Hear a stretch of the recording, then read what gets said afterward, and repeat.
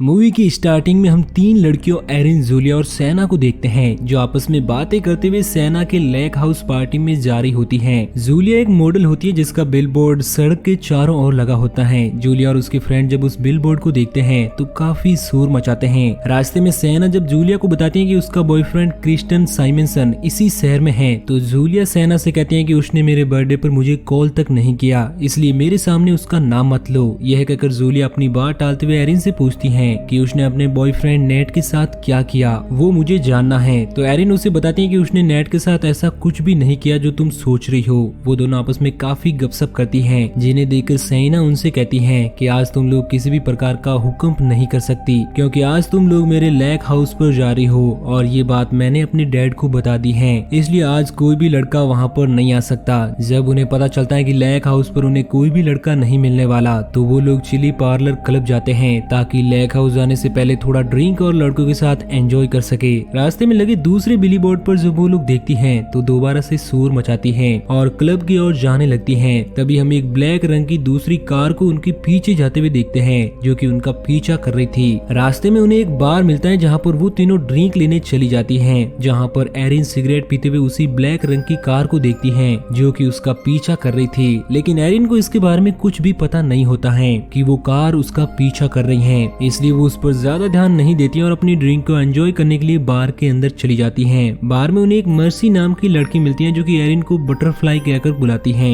Erin अपना नाम butterfly सुनकर हैरान हो जाती है, तो इस पर जूलिया एरिन को बताती है कि उसने रेडियो पर अनाउंस किया था कि उसकी एक ब्यूटीफुल फ्रेंड है जो आज कहीं घूमने जाने वाली है। अगर आप में से कोई भी उसे पहचान कर बटरफ्लाई नाम से ड्रिंक ऑफर करता है तो वो उसे लैप डांस देगी। अपनी ये बात बताकर जूलिया मर्सी के साथ एरिन का प्रैक्टिस डांस करने लगती है। नशे में पूरी तरह से टली होकर वो तीनों क्लब पहुंचती हैं, जहां पर वो अपने बॉयफ्रेंड से मिलती हैं, मगर जूलिया का बॉयफ्रेंड वहां पर नहीं होता है, इसलिए वो अपना मन बहलाने के लिए अपने बॉयफ्रेंड को मैसेज करती हैं। इसके बाद सभी लोग ड्रिंक करने में व्यस्त हो जाते हैं, लेकिन एरिन स्मोक करना चाहती थी, इसलिए वो सिगरेट पीने के लिए क्लब से बाहर चली जाती हैं। क्लब के बाहर एरिन को वहीं ब्लैक रंग की कार दिखाई देती है जिसे उसने कुछ देर पहले देखा था। एरिन उस अजीब कार को देखकर डरने लगती है। तभी उसके पीछे उसका बॉयफ्रेंड नेट आ जाता है, जिससे एरिन और भी ज्यादा डर जाती है। मगर जब वो नेट को वहाँ पर देखते हैं तो उसकी जान में जान आती है। नेट वहाँ पर आने के बाद एरिन को रोमांस करने के लिए पूछता है, तो एरिन नेट से कहती है कि मैं सबके सामने क्लब में ही रोमांस नहीं कर सकती। तो नेट एरिन से कहता है कि हम कार में रोमांस करेंगे, जहाँ पर मैंने अपने लिए कुछ बंदोबस्त किया है। तो एरिन नेट की काफी कहने के बाद उसके साथ रोमांस करने के लिए उसकी कार में चली जाती है। इधर उनके दोस्त उन लड़कियों को ड्रिंक पिलाकर उनके साथ मजे करने के प्लान बना रहे होते हैं। वहीं माइक नाम का एक आदमी खाना खा रहा होता है, लेकिन जब वो पैम को घर छोड़ने की बात सुनता है तो तुरंत राजी हो जाता है। लेकिन माइक पैम को तब तक रुकने को कहता है जब तक वो अपना खाना खत्म ना कर ले। माइक जब तक अपना खाना खत्म कर रहा होता है, पैम उसे बहुत सारी बातें करती हैं, तो उसे पता चलता है कि माइक एक स्टंट मैन है जो फिल्मों के लिए छोटे छोटे स्टंट करता है। बार में माइक की नजर जब जूलिया पर जाती है तो वो जूलिया के बारे में पैम से पूछता है कि वो लड़की कौन है। तो पैम माइक को बताती है कि अगर तुम्हें जूलिया के पास जाना है तो एक बहुत ही आसान तरीका है, तुम बस फेमस हो जाओ, वो लड़की भागती हुई तुम्हारे पास आएगी। दरअसल पैम जूलिया की पुरानी फ्रेंड थी जो किसी कारण से अब उससे अलग रहने लगी थी।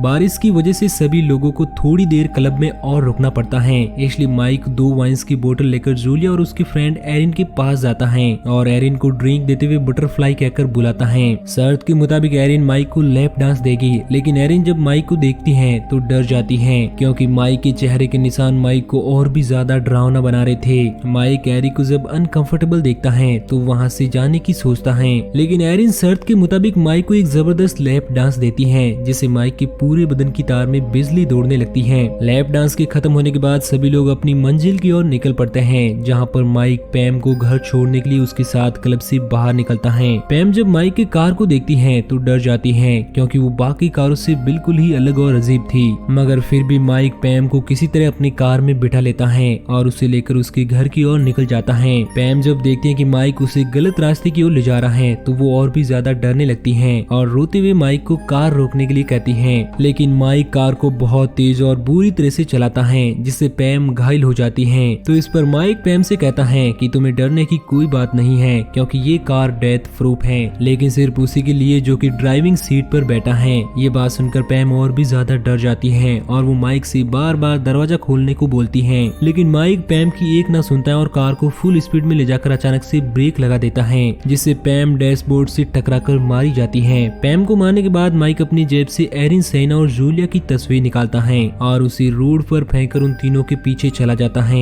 दरअसल वो तीनों ही माइक का अगला निशाना होता है। इधर तीनों फ्रेंड अपनी कार में सॉन्ग सुनते हुए मस्ती से जा रही होती हैं। सॉन्ग का वॉल्यूम इतना लाउड होता है कि उन्हें माइक की कार की आवाज ही सुनाई नहीं देती है। माइक उन्हें ओवरटेक करते हुए काफी आगे निकल जाता है। आगे जाने के बाद माइक अपनी कार को फुल स्पीड में इनकी ओर लेकर आता है, लेकिन इस बार तो म्यूजिक का वॉल्यूम इतना अधिक हो गया था कि उन्हें सामने से आती हुई कार की आवाज भी सुनाई नहीं देती है। माइक इस बात का फायदा उठाता है और उन्हें अपनी कार से हिट करके मार डालता है। इस एक्सीडेंट में माइक का सिर पर हाथ ही क्रैक हुआ होता है, इसलिए ये देखकर पुलिस वालों को माइक पर शक होता है। लेकिन उन लड़कियों के शराब पीने की वजह से माइक साफ साफ बच जाता है और ऑफिसर चाहकर भी माइक को कुछ नहीं बिगाड़ पाते। इसके बाद कई महीने बीतने पर उन्हीं की तरह तीन और लड़कियां एबी, किम और ली को देखते हैं, जो हॉलीडे एंजॉय करने के लिए कहीं पर जा रही होती हैं। तभी माइक की नजर उन पर पड़ती है तो वो उन लड़कियों का पीछा करने लगता है। एबी जब कार में सो रही होती है तो माइक चुपके से उसके पास जाता है और उसके पैरों से खेलने लगता है। लेकिन जैसे ही एबी की नींद खुलती है, माइक वहाँ से अपनी कार लेकर भाग निकलता है।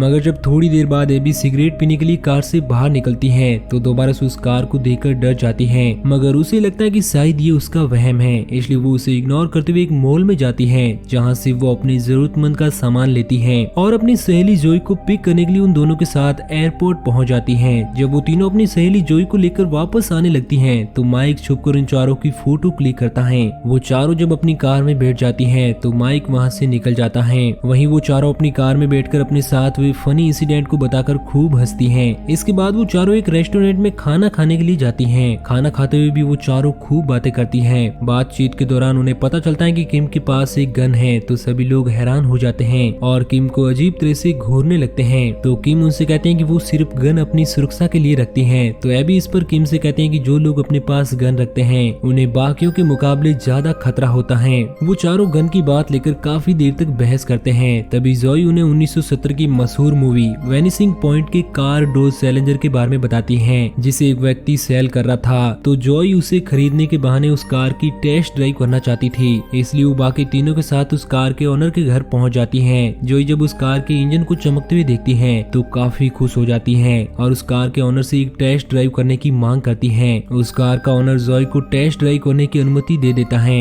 लेकिन उनके साथ वो भी उस कार में मौजूद रहेगा क्योंकि वो कोई भी रिस्क नहीं लेना चाहता। जोई जब ये बात सुनती है तो किम को अकेले में ले जाकर उससे बताती है कि वो इस कार पर स्टंट करना चाहती है। ये बात सुनकर किम तुरंत जोई को मना कर देती है क्योंकि इनमें काफी ज्यादा खतरा होता है। लेकिन जोई किम को काफी समझाती है और मनाती है, जिससे किम मान जाती है। जब वो दोनों कार को लेने जाती हैं, तो एबी वहाँ पर आ जाती है, जो उनके साथ चलने की जिद करने लगती है। पहले तो वो दोनों एबी को मना करते हैं, लेकिन बाद में वो उसे अपने साथ ले लेते हैं। मगर अभी भी उनके पास एक बहुत बड़ी समस्या थी कि वो उस कार को उस ओनर के बिना कैसे ले जाए। एबी ये बात सुनकर उन दोनों से कहती है कि तुम इसकी चिंता मत करो, मैं सब कुछ संभालूंगी। इसके बाद वो तीनों उस कार को लेकर वहाँ से जाने लगते हैं। तभी उन्हें कार का ओनर मिलता है, जिन्हें वो बताती है कि उनकी चौथी सहेली एक फोन स्टार है, जब तक वो वापस नहीं आते वो उसके साथ एंजॉय कर सकता है। यह कहते हुए वो तीनों उस कार को लेकर टेस्ट ड्राइव के लिए निकल जाती है। रास्ते में जोई उस कार पर स्टंट करना स्टार्ट कर देती है और स्टंट के दौरान उस कार को काफी तेजी से चलाती है।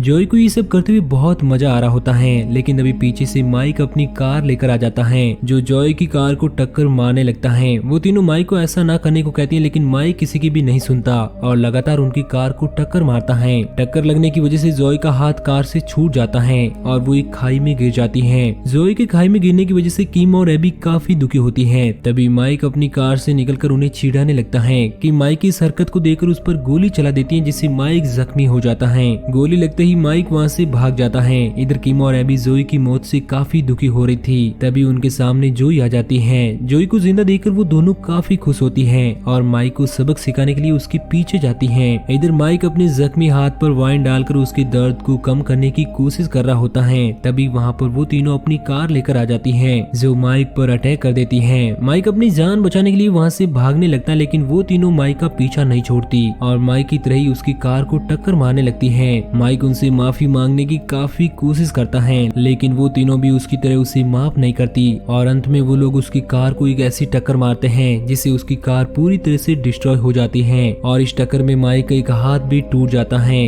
इसके बाद वो तीनों माइक को कार से बाहर निकालकर खूब मारती हैं। अब बहुत ज्यादा दर्द और और जख्म की वजह से माइक वहीं पर मर जाता है और इसी के साथ ये मूवी यहीं पर एंड हो जाती है। तो दोस्तों आपको ये कहानी कैसी लगी नीचे कमेंट करके जरूर बताना और इसी तरह की कहानियों के डेली डोज के लिए हमारे चैनल को सब्सक्राइब जरूर करना।